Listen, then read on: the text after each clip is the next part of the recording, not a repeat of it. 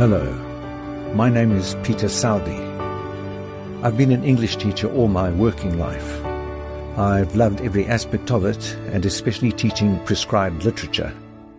When I read aloud to my classes, whether it was a poem or passages from Macbeth or a novel, my aim was always to make the sense so utterly clear that no explanation was necessary. I'll try to illustrate this in the first sample that follows. Over the past 20 years, I've narrated about 30 titles for tape aids for the blind, both non-fiction and fiction. The fiction has been set in England or the United States or elsewhere, and I like to think I have a good ear for a variety of English accents, but I'd be most interested to narrate South African fiction. I have a background in phonetics. I pronounce African language names and words correctly.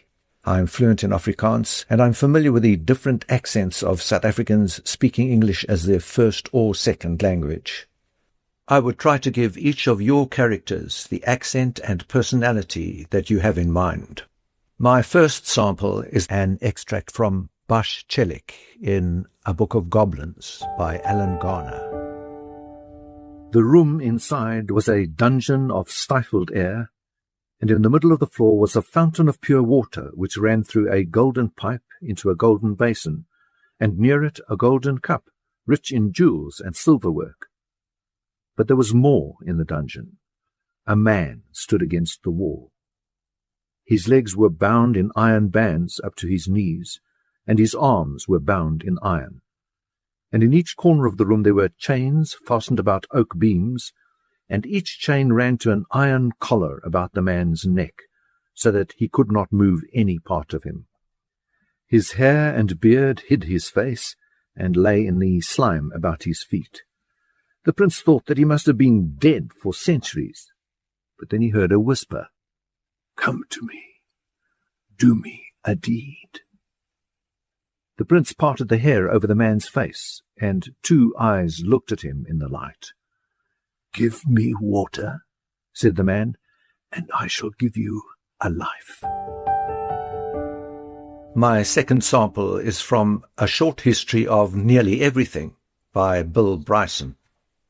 Not only have you been lucky enough to be attached since time immemorial to a favoured evolutionary line, but you have also been extremely, make that miraculously fortunate in your personal ancestry.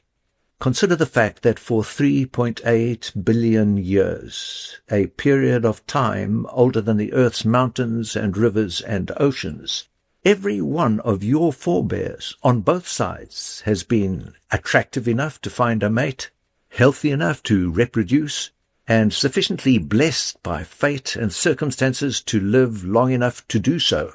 Not one of your pertinent ancestors was squashed, devoured, drowned, starved, stuck fast, untimely wounded, or otherwise deflected from its life's quest of delivering a tiny charge of genetic material to the right partner at the right moment to perpetuate the only possible sequence of hereditary combinations that could result, eventually, astoundingly, and all too briefly, in you.